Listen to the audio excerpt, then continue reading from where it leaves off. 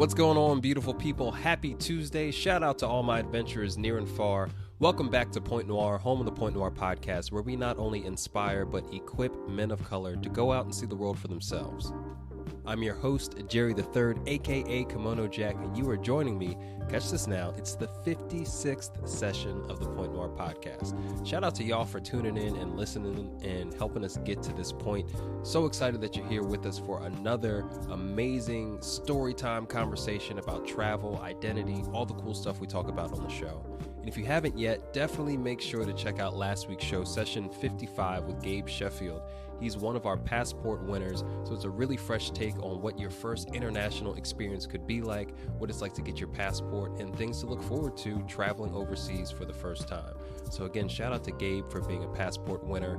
And as you probably already know, we sponsor passports every single month. So if you don't know what that might look like for you, check out something like last week's show. Hit us up on Instagram at Point Noir Show, and we have all the details on how you can get entered for this month right here in July. We have a couple entries already, and we're always looking for more. So register yourself, enter yourself, or share the good word. Before I introduce today's special guest, I wanted to read one of our most recent reviews. This came in hot off the press July 16th from Priest Willis. Shout out to you, my guy. He left us a 5-star review on iTunes. Let's read what he said. He said, "It was great casual conversations for people of color. More stamps in your passport than stuff in your garage. Signed, Priest Willis Sr." Shout out to you, my guy. Hope we get to connect, online or something like that, or maybe in person, but appreciate the support. And yeah, if you have something that you want to share positive about the show, leave us a rating and review on iTunes or whatever platform, and I will start reading these out on air, because you know what?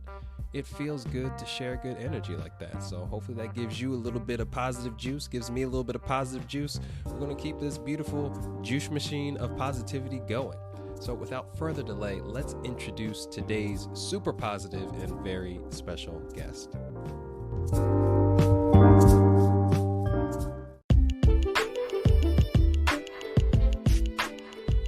Joining us today as our special guest at The Point is Phil Calvert, but you may better know him as Phil Walkie. Make sure you check him out on Instagram, Snapchat, YouTube, PHILWAUKEE.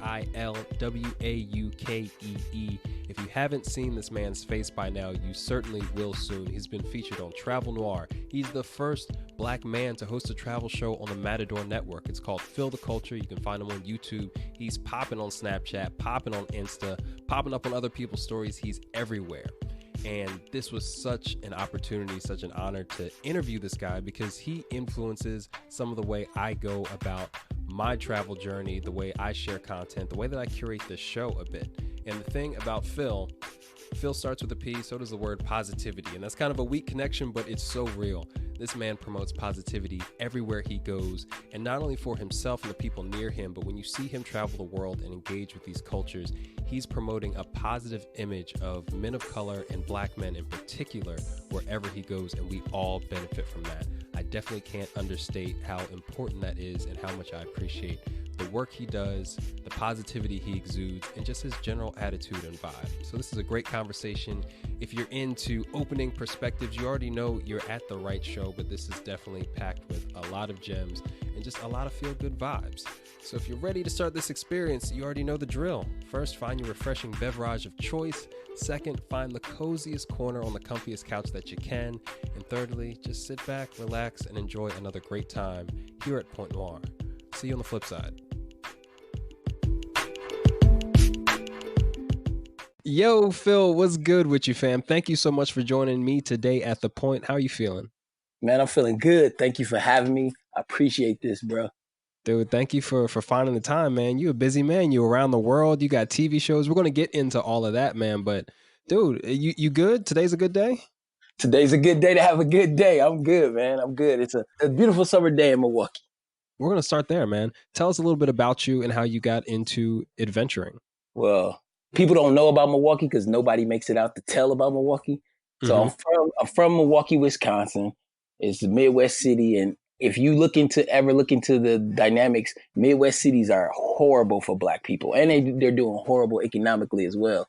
So I'm from Milwaukee, and it's always one of the top 10 cities with crime, or one of the lowest cities to live in for Black men. And in fact, unfortunately, it's the most incarcerated city for black men in the United States.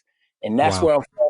And that's why I'm always out this. That's why I'm seeing the world, because I can't be here, bro. Can't be here. Not yet. Not yet. Right. I got to Right. see the world. Yeah, when did that journey start, or when did that idea start for you? Because, men of color, black men who travel, especially from those circumstances, are few and far between, man. So what made you say, okay, it's got to be global travel, it's got to be international adventures that do this for me? It started young. My mom bought a globe, right? She bought a globe, and I used to always spin the globe and then like touch different places. And Mm, that used to always put it in my head, like, I want to go here. You know how you little, I want to go here when I grow up. And I right. always wanted to do that. But I was planting the seed that early. I was planting the seed saying, I'm going here, I'm gonna go here, I'm gonna go here. You know what Mm, I'm saying? Like seeing stuff that I didn't know existed. And then actually when I get to those places, it all come full circle. Like I am literally in China. And I used to mm. always see China on the globe all the time. You know what I'm saying? So that's what started it real early. My mom buying a globe and just putting it right in front of me and me being curious. That's what's up, man. I don't think I ever had a globe in my house, and they are fun to spin. You just, set it and forget it. I think my mom had got it from like a rummage sale and then she just had it right there. I don't know why she had it. Right, and that's Midwest right there, a rummage sale. Rummage Um, sale. I love Yeah. it, bro. That would be like a yard sale for everybody Oh, else from the coast. I'm just gonna jump into it, dude. You've come so far from pointing at a globe to having the first travel channel hosted on the Matador Network. Wow, dude. How do you feel about that journey? man, you know what? I was just having this conversation with somebody else. I was walking down. I was like a festival going on in Milwaukee, and somebody was like, "Oh, you feel Milwaukee?" And like for them to notice me through my travel channels and not through basketball, Mm, that was dope. And I was like, "Man, that is crazy." Like she knew me, like she watched my travels, and to read like some of my DMs that I inspire people. It feels amazing to do that. It's kind of like makes me want to continue to inspire until I expire. You know what I'm saying? Inspire till I expire. yeah, yeah. And you have such an energy. I've talked about you with other people. Shout out to Kiona. Shout out to Marty. I always be shouting out Kiona on the show, but Marty's also been a connect, and there's just something about your DNA, man, that puts you in these situations where you're out here hugging strangers and learning how to say today's a good day to have a good day in different languages, and I appreciate that. Like I just want to say on behalf of myself and all other men of color, especially black men, thank you, because not everybody has that DNA to do what you do. Man, I mean, yeah, you welcome, man. I don't know. I think black men do have it. It's in them. Everybody has it. It's in them. But everybody know they got a black man that live in there where around them that's just outgoing and super funny. And I was just fortunate enough to have people around me like that. And so I just took it worldwide. You know what I'm saying? You go to any corner, you can find somebody who's funny and outgoing just like me. Yeah, I mean, I think everybody might have the potential in their own way, but just to be outgoing like that, like I've traveled some. I'm no Phil. I'm nice You know, enough.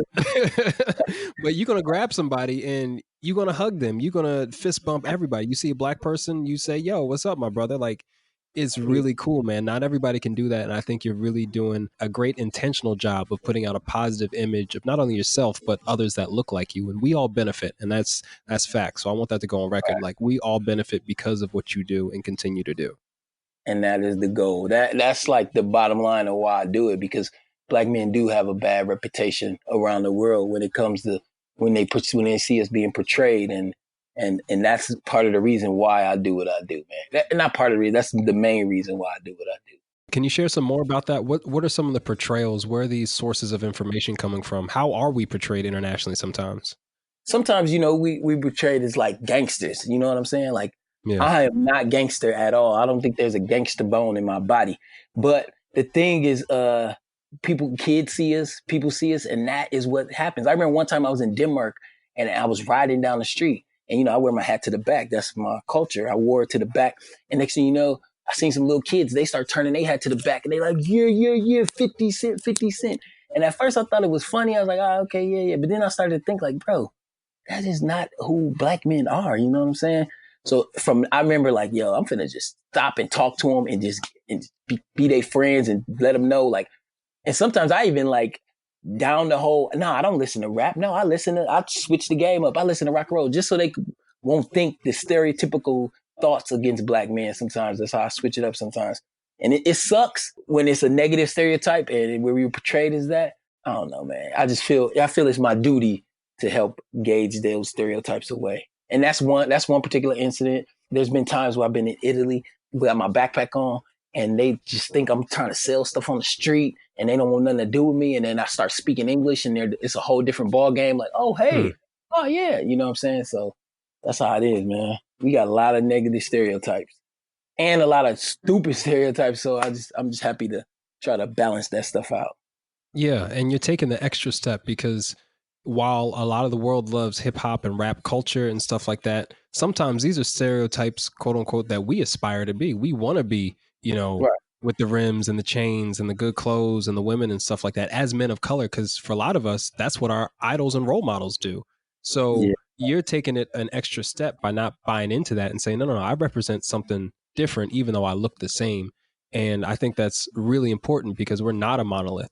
Every person is different. And most of us aren't rappers or are just SoundCloud rappers at best.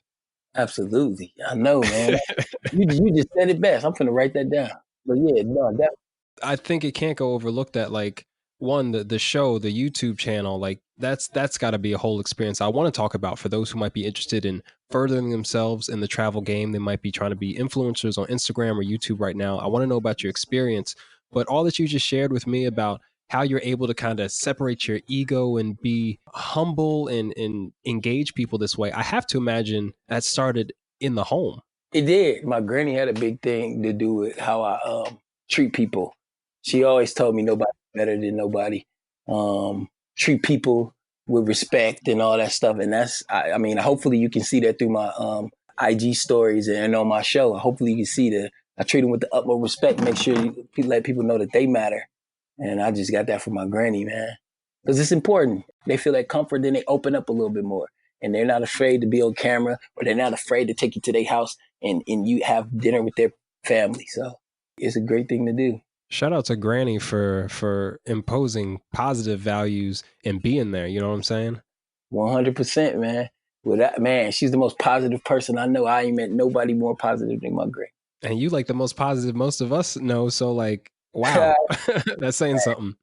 She's awesome.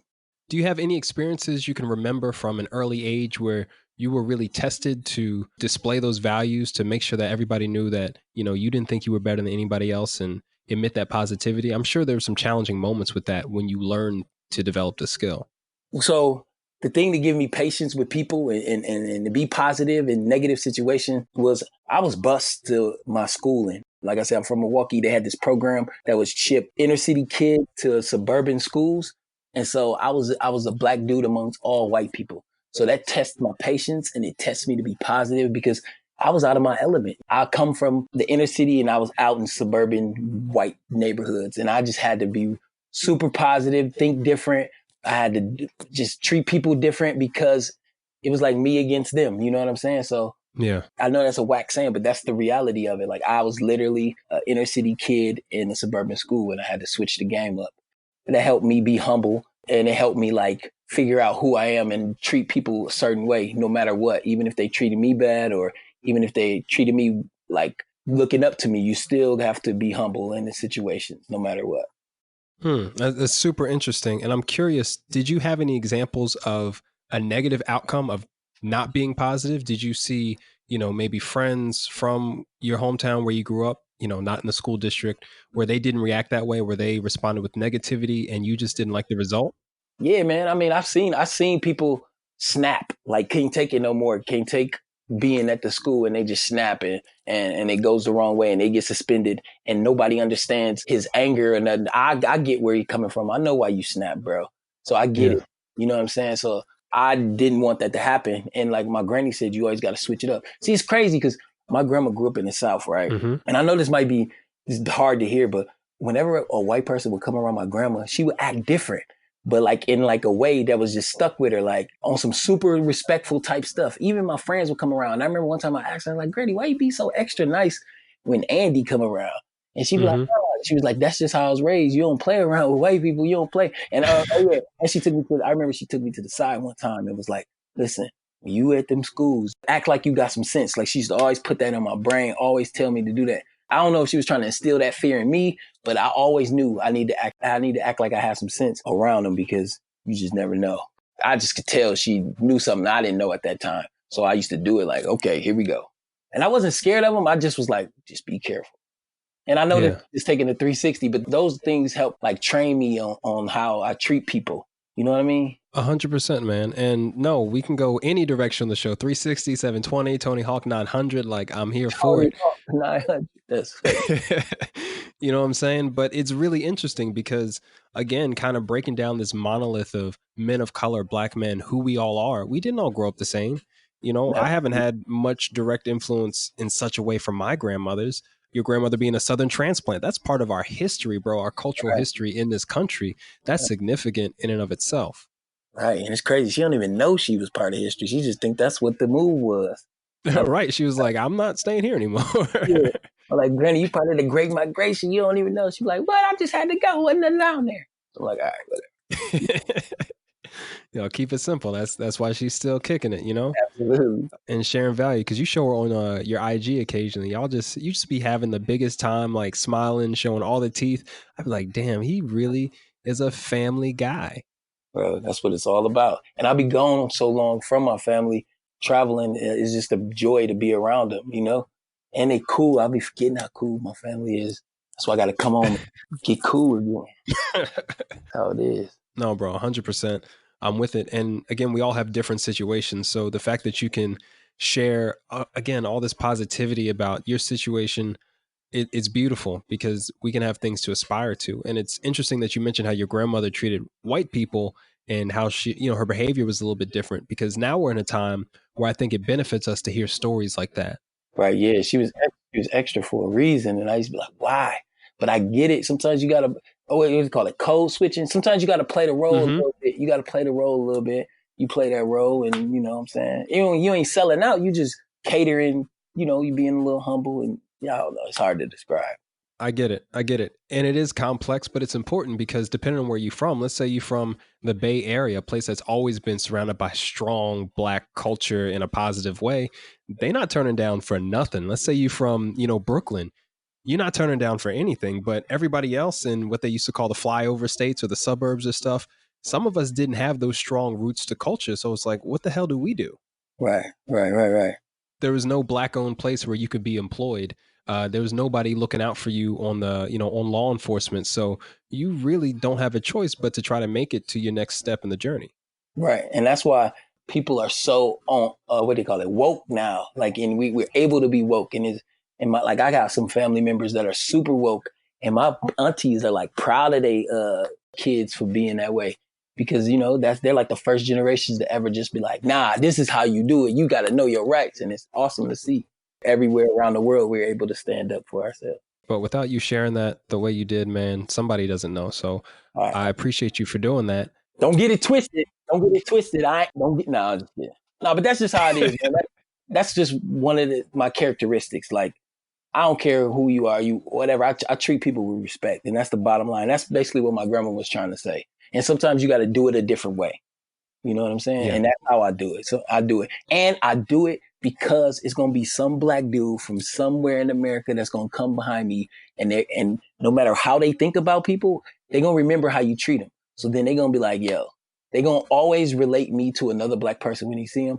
That next black person going to have it easier because of the way, the path that I paved. So that's why I do it. Especially in some of these countries, you'd be kicking it in. I'd be like, yo, where is that? It's somewhere on the Eastern Bloc, but I'm not really sure the difference between that and its neighbor. right. That is crazy, right? Slovakia. They'll have a population of 5. I know, man. It's crazy. And sometimes I really do be the only black person that they meet. And I know, I'd be like, yo, I used to do this thing all the time on my Snapchat. I'd be like, I'm doing this for y'all. And people like, what does that mean? I'd be like, the person know who I'm saying it to. They know what it means. Because I was saying it to black men, like, yo, I'm doing this for y'all. Well, you just did it here, man. And thanks for bringing some light to people who might be checking out your older videos or other content, because it is important. So, I mean, when I see you pop up on all these travel stories or travel feeds, like, you represent it so consistently, man. And again, it's just a point of gratitude. So that can't be overstated, in my opinion. Right. So talk to me about your earlier travel experiences. What was your first trip or international trip that stood out to you? Did you travel when you were a child? Nah, man. I think we loaded up the Pacer and we drove to Minnesota. That's the furthest we ever went, ever. Okay. And I think Minnesota, they're like the Twin Cities, and I think that's like 6 hours, 7 hours. And I remember sitting in the front seat of the car with my mom, my dad, and me in the front seat, and everybody was in the back. It was packed. And that's the only trip we ever went on as a family that I can recall.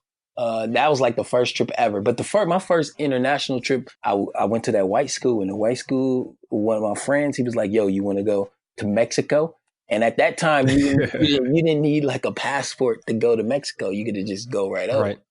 And so I was like, yeah, let's go. I asked my mom, and my mom, she was like, nah, you can't go to Mexico. But then I asked, I took like 2 weeks.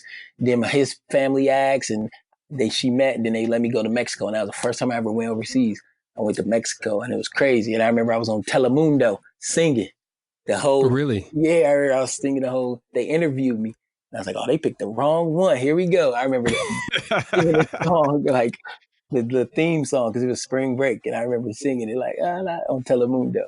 And everybody was surrounding me, laughing, cracking up. And I was just like, oh, yeah, I like this. Yeah, so you've been in the game for a minute then.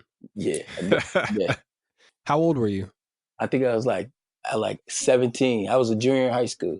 Because if y'all don't follow Phil yet, he loves some karaoke. Oh, yeah. You got to have a go-to song in karaoke, man. You got to let it feel it. Whoever you with, you got to get them loose. You got to start. What's your go-to song right now? Getting jiggy with it, Will Smith. Okay, Uncle Smith. Yeah. Did you see the new Aladdin, by the way? I know you've been traveling a bit. Yeah, I saw it. I loved it. It was amazing. Yeah, I was scared Will Smith might have ruined it with being the blue Aladdin. For some reason, the previews I wasn't catching the previews. But then he killed it, man. Will Smith came through with the knockout. Did you see it? Yeah, I did. I saw it the day it came out, and I think they're both equally good for different reasons. What, the regular one and this one? Yeah, the animated. I mean, I thought they did a good job transferring the animated stuff to real life people, because that's not easy, you know. But also, Robin Williams is a hard act to follow, my guy. 100%. 100%. But you know what? And I know this might sound stupid, but I didn't know who. I was older until I realized the genius and the brilliance of Robin Williams, bro. Like, I didn't know. So, like, when people told me about Robin Williams, I'd be like, who, the man that played Mr. Doubtfire? But nah, you're right. It's a hard act to follow. But yeah, man. Yeah, I thought they both did a good job. I'd watch it again, and I rarely say that about anything. For real? Yeah, I'm not a big movie guy, so I go to the movies like twice a year. My parents were never big into movies. Yeah, so it don't be my thing, you know. I think I saw Black Panther 5 times. Now, I have seen Black Panther 5 times. I've seen it in theaters. I've seen it bootleg from the corner store. I've seen it on 2 flights internationally. And yeah, I have seen that a lot. I saw it in India, and the movies in India cost $2. So I kept going. $2. I was like, what? I'm going to see it again. Don't get it twisted. In South Carolina, they still have $2 theaters. Really? Yeah, bro. The Geechee people? No. If you're out in Greenville, Columbia, you can find one of them old school $2 theaters. Yeah. That's what's up. Yeah, that's my speed. I used to live out there. But back to you, my guy. I'm really curious about your family dynamic and travel. You love your family. They love you. And I get it's real, but has there been any strain on the fact that you're so far away? Have you felt distant from your family? I want to talk about this because sometimes when it comes to family members, we don't want our kids to travel because it's scary, it's unknown, and bro, you are literally everywhere. What's that experience been like as you've continued to explore more and more? Well, with my family, they love that I travel because the longer I'm out of Milwaukee, the safer I am. That's how they see it, and that's what I've been told. Wow. So They love it, and they always say they live vicariously through me. Now, that used to motivate me a lot. Like, I used to be like, yeah, okay, well, wait, next week, I'm going somewhere. So, and that's what actually got me on Snapchat. I was on Snapchat just to show my family different places, and I would have my family add everybody on my family, add Snapchat, add me, watch where I go. I used to always do that. So they love it. But as I got older and I started experiencing it, I was getting lonely. Like, I was like, yo, I want my family to experience this. So I started encouraging them, trying to tell them to get passports and everything. And so now they're starting slowly to get passport. of course I miss them, that's fam. But we live in a day and age now. I could talk to my mom while I'm next to the Taj Mahal. So Yeah. that makes everything 100% better. Yeah, and that's great. You've been able to be an influence, and again, that patience, because not everybody gets it right away. Like I'll tell you, from doing the show and being able to sponsor passports, I have guys who have still not even started their process. But the thing is, they have an opportunity, and that's what we're here for. But you got to be patient. Right, 100%. It hits people different, man. Exactly. What about some of your friends growing up, or guys you knew from around town? What has their experience been engaging with you after having all these experiences? I mean, they just want to know. They just want to know about the places. Mm-hmm. And I know for a fact I'm blessed. Like I'm blessed. Like on so many different levels, I'm blessed. I could just think about it. I wake up in the morning, yo, I'm blessed. I'm from a walk. I look outside, I'm blessed. I'm American. I have an American passport. I'm blessed, yo. I'm a black man. I'm blessed. So I know on so many different levels the blessing it is for me to just travel the way I do. So I'm always encouraging my homies that I know, my family members, to just go travel no matter what it is. And that's what I'm trying to get. I'm trying to get them to travel. I just got my oldest sister just got a passport. And I'm Nice. so close to just being like, you know what? Come here. I'm finna send you to come where I'm at. I want to do it so bad. You know what I'm saying? I'm waiting for my mom to get a passport so I can take her on a trip. Like you said, it's a process. They don't it don't stick to people like it stick to me, and Right. they don't see it. They don't see it yet. But it will change your life once you take that trip. That first trip you take it. It's amazing. You just need a taste. You know what I mean? That's all, man. That's all. I remember my sister told me it broke my heart. I was going to these different places in Europe. She was like, "Oh, it just seemed like it's old fashioned." And this was like 10 years ago. She was like, I just fashion like spoil my appetite. Like, I don't want to go there. I was just thinking like, how can you not? You know what I'm saying? Like, what? And then throughout my travels, she was like, yeah. And I asked her again, like, would you ever want to go to Europe? She was like, yeah, I'll try Europe. So I'm happy that it's changed her mindset, which is amazing. It's hard to get people to travel, bro. Yeah, I'm experiencing it. And then the actuality, man, people be like, nah, travel's cheap. Nah, man, traveling is expensive if you got bills, you got family. You got to you literally got to save for some of the travels. I mean, obviously, if you traveling the Taste of Chicago or the Essence Fest, you would save, it ain't going to cost that much. But to go do international travels, it's expensive. It definitely can be. And I think people who express that do not realize the situation that they're in. Like first and foremost, we're in a country where they say, most people couldn't put $500 or $1,000 together in an emergency. Well, that's a trip right there. That's a budget trip. Yeah, 100%. Wait, people can't put 500 together? Like, you mean like a fan? Okay, I get it. No, like savings. Like people don't got no savings. People couldn't put money together for an emergency. A lot of people are still living check to check. See, I'm so blessed. I don't even be thinking about that stuff. Yeah, I mean, it's definitely not, you know this, but for anybody listening, it's not a call out on you. It's just, I find myself when I have discussions with experienced travelers like yourself, or just in general, where I have to recenter myself and be like, wait a second, Jerry, you got all these things that have gone well for you. Thankfully, you don't have a record. Right. You graduated college, you made some money at some point. You know what that's like.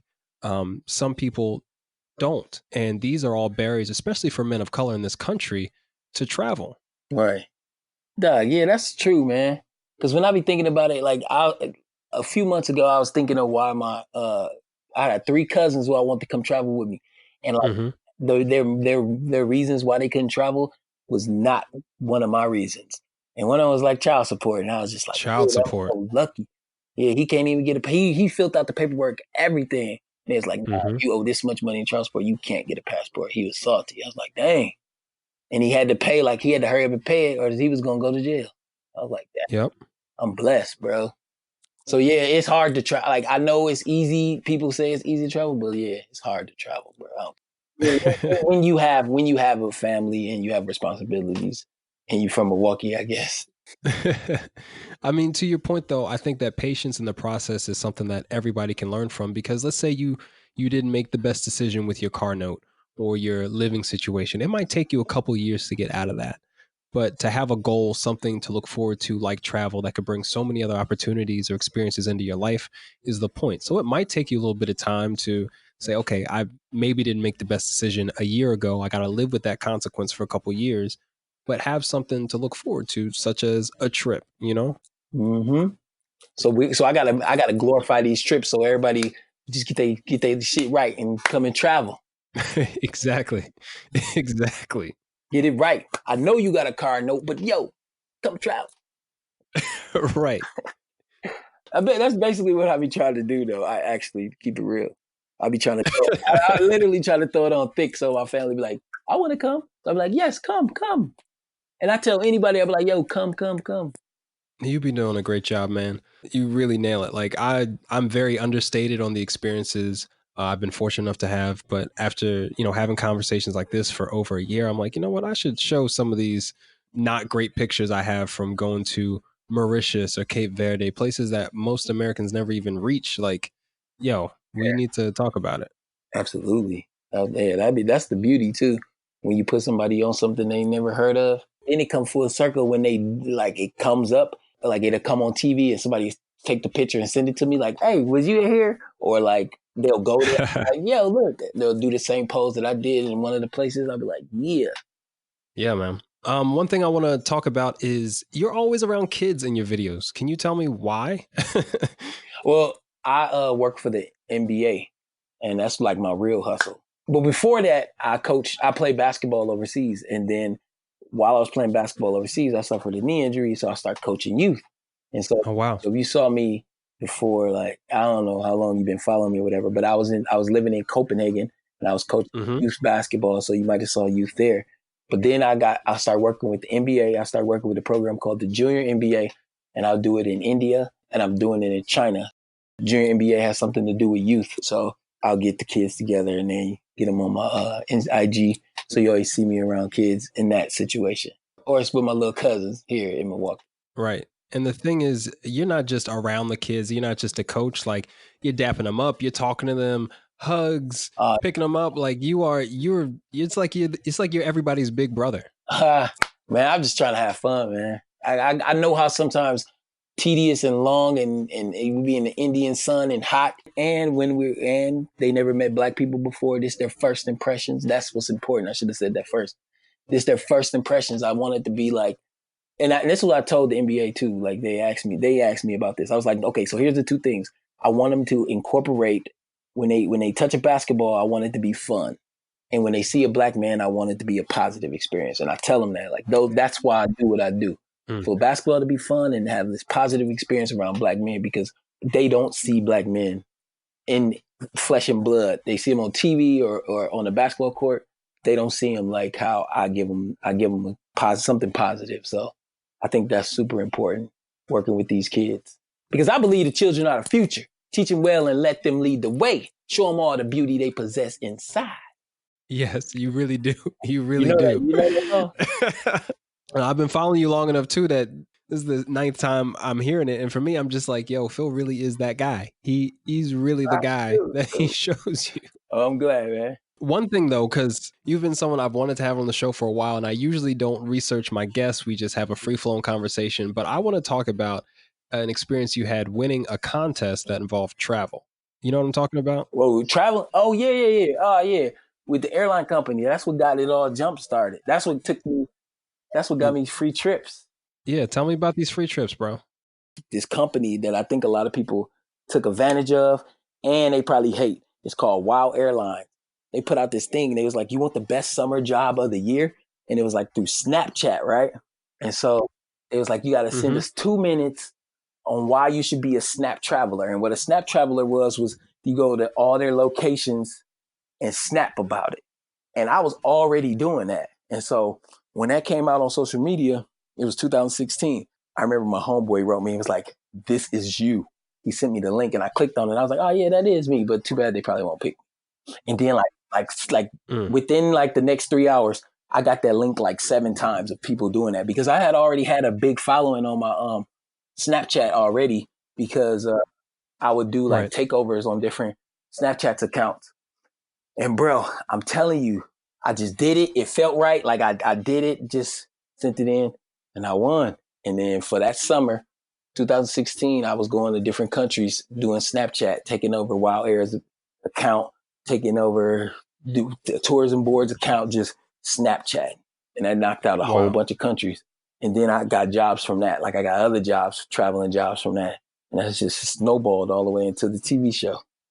Wow. So let's talk about that now. Let's talk about you being in the travel industry. Right now, you have your own production team, camera crew. You have your own standalone series, which is so dope because, again, representation is everything. If I had to think about a Black traveler when I started journeying out, or even when I was a kid, who was you going to look at? But now we have Phil. We have, you know what I'm saying? And that was the thing. Like I wanted to be that voice. I want to be that voice, one of the voices, because it's a lot of us now, but I want to be one of those voices. And I never knew it was going to be a thing until everybody started saying it. Because like I said, I used to travel all the time for my family to show them like, yo, look at this. So the whole thing to do this Snapchat thing, I've been doing that for 2 years already. So for me to do it and get like money for it, and me to do it to get free travels for it, man, it was right up my alley. And I was just trying to be, like you said, representation is important. And I was just trying to be who I was, promoting positivity and promoting me loving Blackness. And that's what I did. And that's what I'm doing. So let's back it up just a little bit. Let's talk about the difference between how you traveled when you paid for it and how you travel now with, people paying for it. So, because we talked about how travel was expensive. So let's break it down. How were you taking all these Snapchat pictures when you were paying for it? What made travel more accessible for you? All right. So I played basketball overseas. Oh, okay. I played basketball overseas, so I was already overseas. And, it's cheap to travel between Europe to Europe. Hella cheap. And then it's super cheap and it's super short trips. So like 1 hour flight, I'll be in Germany, and I'll go another hour and I'll be in Portugal. You know what I'm saying? So, and I play basketball and I don't got any kids. And at the time, you know what I'm saying? Being kids, no girls, just my money was my money. You know what I'm saying? So that's how. Okay. I worked hard for that, brother. Hey, bro, former D1 athlete here. I hear you, man. What you used to play? I ran track and field for University of South Carolina. Oh, that's what's up. You a Gamecock, brother. Gamecock, all conference SEC, baby. Oh, okay, there we go. San Jose State, the WAC conference, baby. D1 to D1. Hey. And not everybody makes it, man. People don't understand what that student athlete life is like. Bro, I had to take an extra year. The NCAA granted me an extra year to graduate because I was actually the first basketball player to graduate from San Jose State in like 10 years because it's just so hard for basketball players, athletes to do it. Bro, it's a thing between the extra workload of literally having a full-time job and then having to complete all your credits to the physical toll on you. Like, I'm grateful I didn't have any surgeries before I had to leave, but I got friends. I know their body is not going to work the same at 35. Yeah, man. They need to pay them people. Well, they needed to pay us and they need to pay me from when I was there. Yes. All the reparations. Let's go.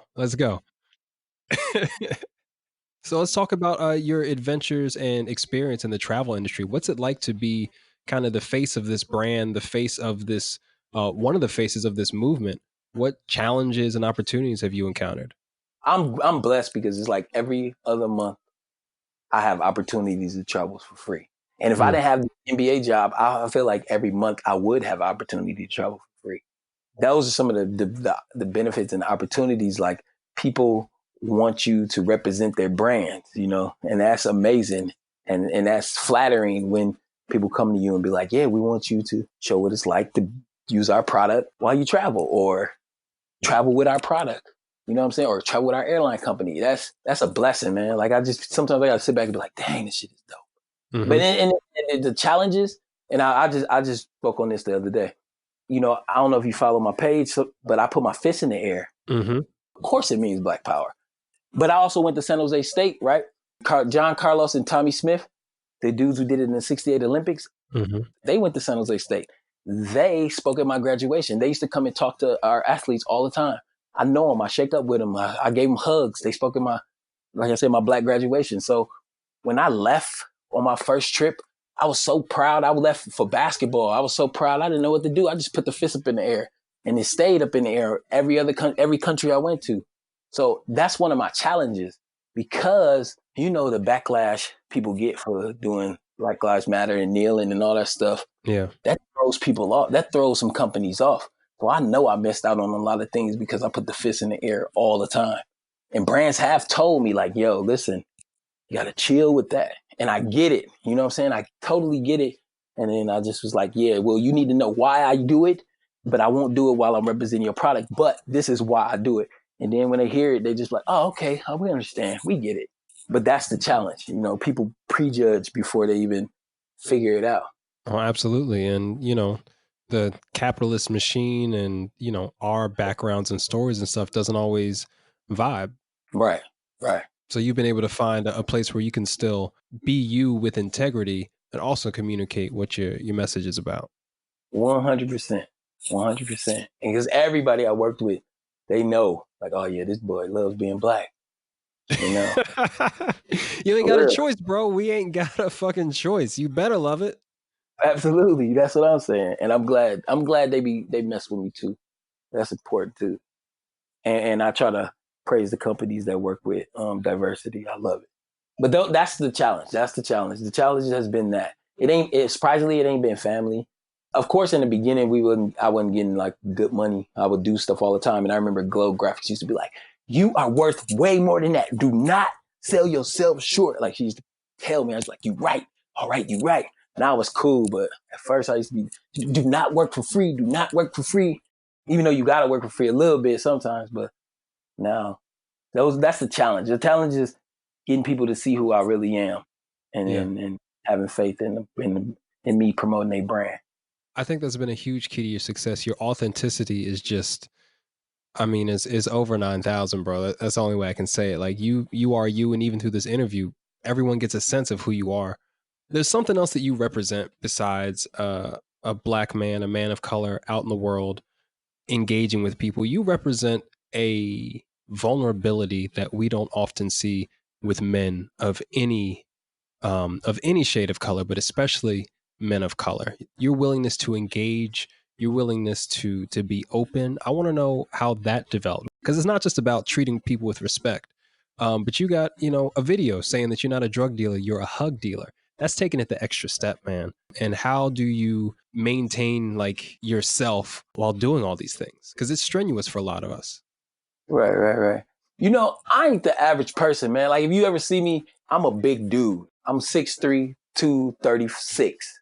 Right now I'm 240, but when I'm on my stuff, I'm 236. So I'm a big dude. Like, sometimes I don't care what people think. You know what I'm saying?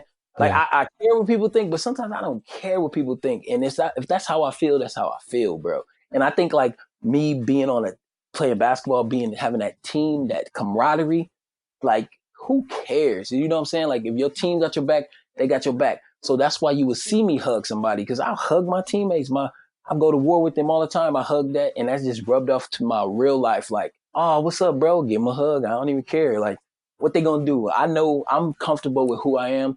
I know what I represent. I don't care. You see me hug somebody, might even see me kiss somebody on the cheek. It don't matter, bro. So that's where it comes from. I think me being on a camaraderie, being around people, having turmoil with people, and know that that's what it's about. That's what it's about. People, man, you know how many people love giving hugs?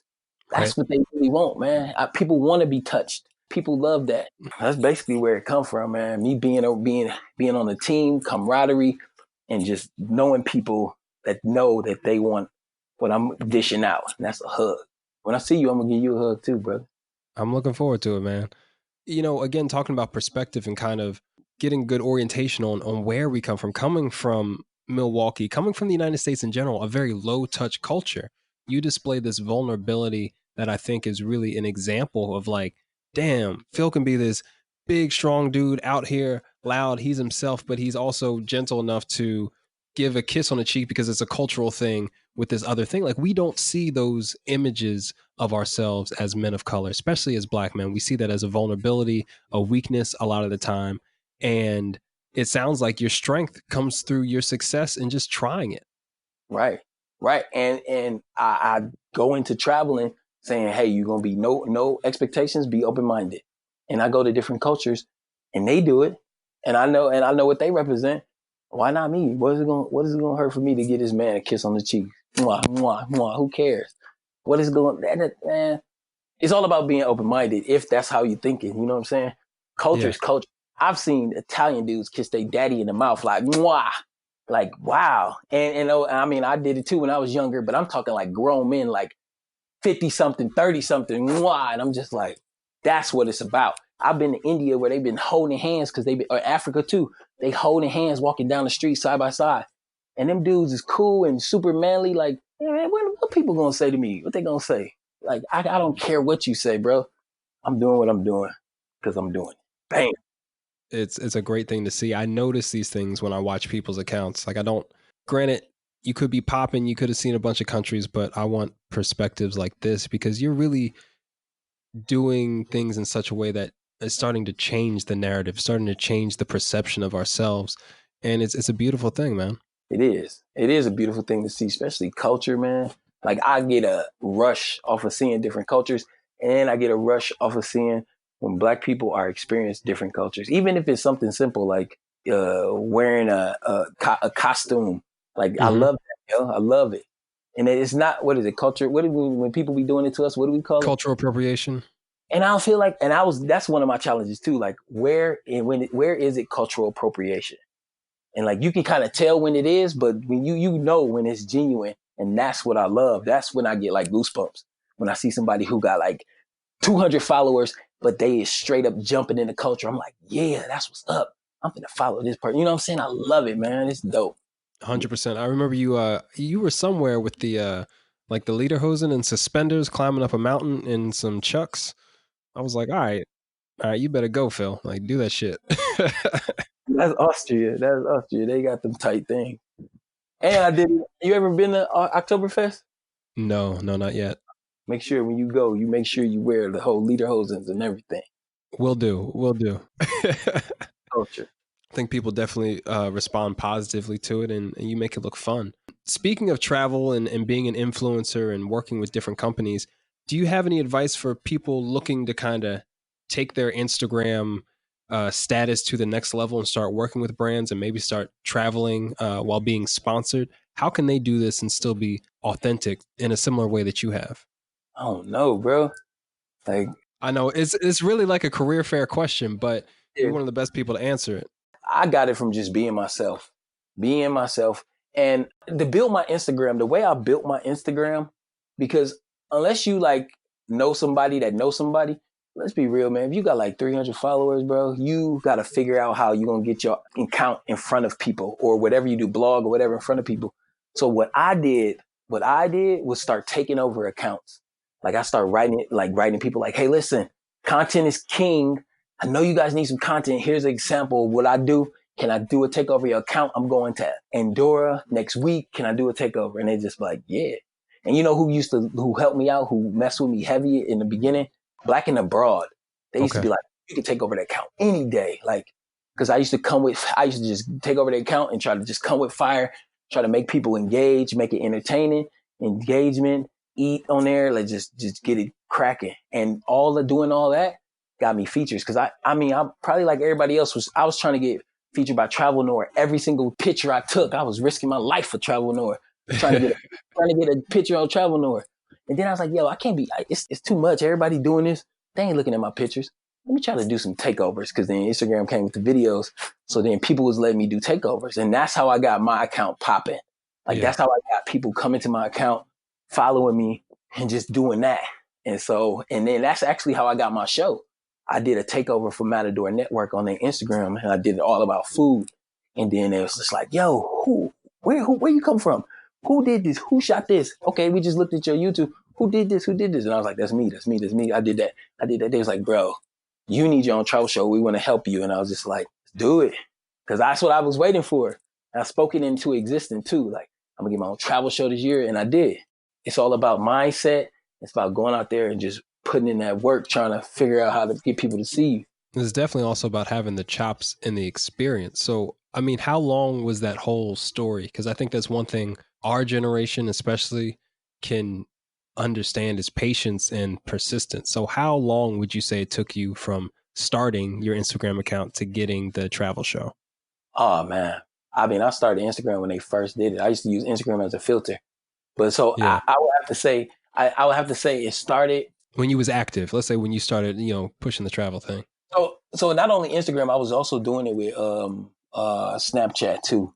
Mm-hmm. So I think all of my social media stuff that started up probably was like 2015, 2014. I remember using Snapchat maybe, yeah, and then getting the ball rolling. So I've been snapping my where I go since like 2014. Wow. Yeah, 2014, like boom. 2016 when I first started getting paid for it, and then now it's 3 years later, I have a travel show. So I've been literally grinding, doing it for a long time too. That's real though, man. They say it takes 10 years to be an overnight success. And I think people forget that. We don't talk about those stories. So I really appreciate your transparency and honesty behind the process, because it is a process.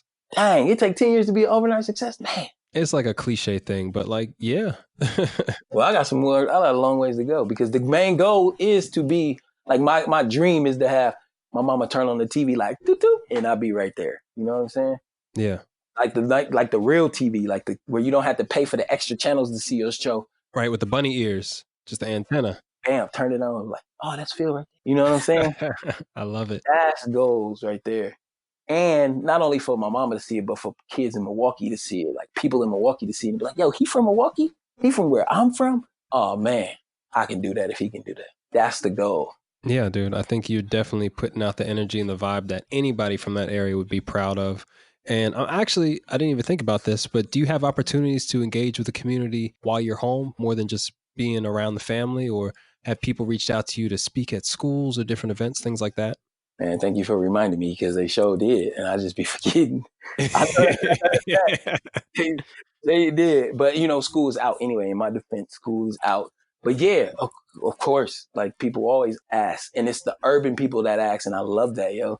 Like, yeah. it's like ladies reaching out, like, hey, listen, not ladies, like teachers reaching out. So yeah, teachers be reaching out like, hey, listen, can you go talk to my class? I'm like, yeah, of course, but I won't be home until blah, blah, blah. And my grandma's getting old in her years, and I just want to come home and be around her. So I really don't be doing nothing when I come home. I'm only chilling with Granny. Yeah. And my little cousins who be across the street. That's it. But whenever I got time, I'm always giving back, especially to the youth, man. Respect. I get that, bro. I definitely understand. I say your grandmother's getting more seasoned rather than old. Old sounds definite. Seasoned sounds like, hey, we go somewhere with this dish. You know what I'm saying? Yeah. More seasoned. And I do stuff for the community, but I try to keep it on the low right now. Mm-hmm. In a few months, I'm gonna tell people what I'm doing once I get it all up and running. So I don't want nobody out there thinking like, he don't be doing nothing. But I really do, but I'm trying not to talk about it right now. Hey, man, if your business was everybody's business, it wouldn't be your business anymore. Right, brother. That was a smooth little line. Hey, man. Anything to help, bro. Dude, this has been a great time getting to talk to you, learn more about your story, dig into some of these depths of just how you've come to be you, because you put out such a great image, such a positive statement. And again, we all benefit. So as we round out, bro, can you tell us some of the awesome projects and things you have going on, where to find you online? Like, I expect to spend the next 6 minutes at least hearing about everything you got popping off. So I got some stuff cooking that I can't talk about yet, but it's cooking. But if you want to know about the good news, you got to follow me on my Instagram. It's Philwaukee, or you can type in Phil the Culture, and that's PHIL the Culture, or Philwaukee like Milwaukee, but it's PHILWAUKEE, and that's on all platforms, all social media platforms. I'm Philwaukee. I got my nonprofit coming out soon. Hey. And it's something to do with yours, like with the whole passport thing, but it's with the youth. That's pretty much it. I'm going back to China. So if you want to catch me in Chinese culture, you'll catch me in China, feeling the culture in China. I might be going to, you'll see. You gotta follow me to see the rest. All right, Phil. So just for the record, I feel like I need to go into PR because you haven't mentioned anything about how we can watch and when we can watch the show on Matador Network. Oh yeah, that. Oh yeah. Get to it. I got a show on YouTube, Feel Good Travel. Feel Good Travel is with the Matador Network. You just type in Feel Good Travel and I pop up on YouTube.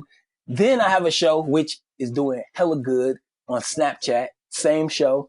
but it's different. It's like, it's cut different. That last week they had 400,000 people viewing the episodes. Same thing, Feel Good Travel. Type it in on Snapchat. I know people think Snapchat is dead, but it's not. Feel Good Travel. That's where you can catch my show. It's season 1 right now. It's almost coming to an end, but yo, we got some great episodes on there, man. It's hilarious. I just need to get more eyes on them. And now, since I don't have nothing to do for the rest of the summer, that's going to be my goal, trying to get eyes on the show. And I should have mentioned that earlier. God dang. But yeah, that's what I got going for me, man. And you can be my PR manager. Thank you. I appreciate it. I'm here to help. I'm here to support. I'm just sharing a little bit I know, but you got a lot going on, man. I subscribe to the YouTube channel. I watch the episodes that come out, man, and it's great. And you have a really cool episode talking about where you come from in Milwaukee. So anybody do you know the name of that episode again? I think it's called The Most Incarcerated Place in the World or City in the World. And I got an episode about my grandmama. So I got a lot of episodes, some good episodes. Out here doing it. So I love what your team is putting together. I think it's dope. And I actually think for other creators and creatives out there that it's an example of what can be done with, a limited production team. Like these things are possible. Right. At 100%, man. I love to see the creativity with the Black people, man. That'd be dope. I'd be sitting there smiling at it. Right, man. Well, dude, thank you for sharing all that. I'm glad we got it all out. We're almost at 6 minutes, but it's okay. I'm not gonna hold that against you. But real quick, before we sign off, man, do you have anything you just want to share with anyone listening? Yeah, man. Just stay positive. That's the move, man. Positivity. And it's a trickle down effect, man. You start saying positivity to start out your day, and you speak that into existence. It'll trickle down throughout your whole day. It's a reminder. So just reminder to stay positive. And I want to tell you, thank you, bro. Thank you for putting me. This is my first podcast, bro. Just so you know. Oh, damn. I couldn't tell at all, bro. You nailed it. For real? I was nervous. I was biting my fingernails and stuff. I don't think we picked up any of that stuff, man. You nailed it, man. You know how to speak. You know your voice. You're confident. That's all it takes, man. I'm just here to facilitate and let people get to know that part of you too. Thank you, brother. Thank you, and good luck on all your success. I heard you was doing some good things, and I'm proud. I'm proud to be a part of this, bro. Thank you. Thank you, man. Glad to have you on the platform. And I know everyone listening is going to get a lot out of this. So can't wait for it to go out. Phil, thank you so much for joining us today at the Point Noir podcast. It's been a pleasure, man. And dude, safest of travels. Enjoy your time home in Milwaukee. And I hope we can link up and maybe do another one of these in the near future.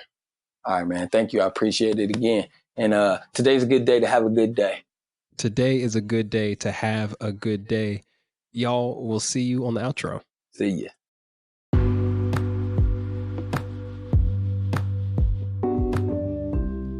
Really, at this point, I'm just grateful I have 2 pop filters in front of my microphone so I can get all these P's for this positivity that we've been talking about for the whole show. Phil, you nailed it, my dude. Thank you so much for coming through the show. And y'all, if this has been your first introduction to Phil, aka Phil Walkie, make sure you check him out. He's the host of Phil the Culture that's featured on YouTube, hosted by the Matador Network. Check them out.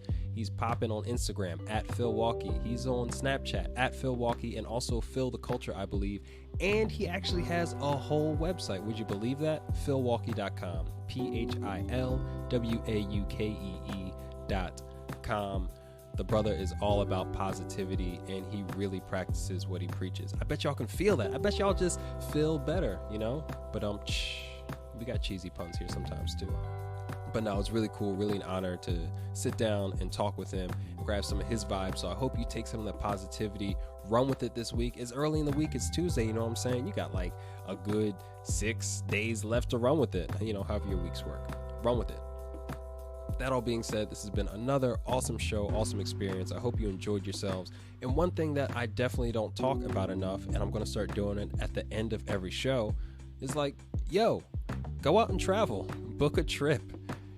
Catch a flight deal, get a bus ticket, get a train ticket, whatever it takes. Spend, some time going 3 hours outside of the city that you normally spend in. Take a weekend trip, get a nice little Airbnb, but go out and travel. We've been doing the show for over a year now. So many awesome guests with different gems about how to travel for cheaper, how to make travel more accessible for everybody, and the benefits as they get out of it. If you're still listening to the show and nothing has changed for you, we're not doing our job. So I want to insist that you go out and have one of these growth experiences by just leaving your comfort zone. And let's say traveling isn't possible. You know what? Go try that weird looking Ethiopian restaurant or that crazy looking Indian restaurant down the street. Just go have an experience that forces you to change your thoughts and opinions about what you thought you knew.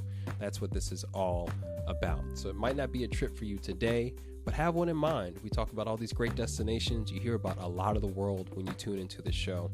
Start at a restaurant, start by ordering something different on your Uber Eats takeout, but eventually get out there and see it for yourself. Who knows, you might end up on the show too one day or winning a passport, and we definitely want to hear about your journey through this process. So definitely wanted to add that to today's show. But that all being said, I think that's it. If you love the show, if you care about us and want to show your support, share this with somebody that you also care about. They'll really appreciate you for it, and we'll appreciate that energy in turn. That all being said, I'm Jerry the Third, aka Kimono Jack. I'll see you next time.